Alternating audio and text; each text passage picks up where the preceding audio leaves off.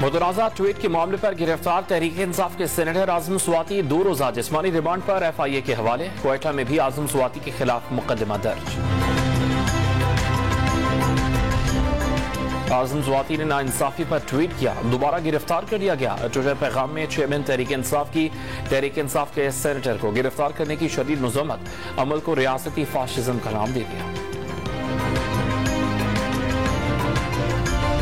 متنازع تقریر کا معاملہ، پیمرا نے تحریک انصاف کے رہنما اعظم سواتی پر پابندی عائد کر دی۔ TV چینلز اعظم سواتی کی تقاریر، پریس کانفرنس اور میڈیا ٹاک نشر نہیں کر سکیں گے۔ مظفر آباد کی وادی نیلم میں چھری کے مقام پر خواتین ووٹرز کی جیپ کھائی میں جا گری، 6 خواتین جاں بحق، 3 زخمی ہو گئی۔ Army chief general Qamar Javed Bajwa کی فیملی کے اثاثوں سے متعلق سوشل میڈیا پر گمراہ کن اعداد و شمار شیئر کیے گئے۔ اعداد و شمار مفروضوں کی بنیاد پر بڑھا چڑھا کر پیش کیے گئے۔ ISPR کا بیان۔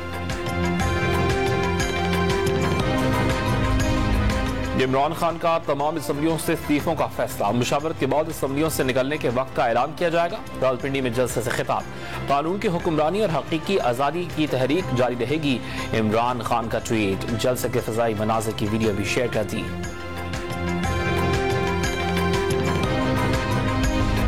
تحریک انصاف کے اسمبلیاں توڑنے کے اعلان کے بعد نون لیگ سرگرم۔ نون لیگ کا اہم مشاورتی اجلاس آج شہباز شریف کی رہائش گاہ پر طلب۔ وزیر اعلیٰ پنجاب پرویز الہی کے خلاف تحریکی عدم اعتماد پر غور کیا جائے گا۔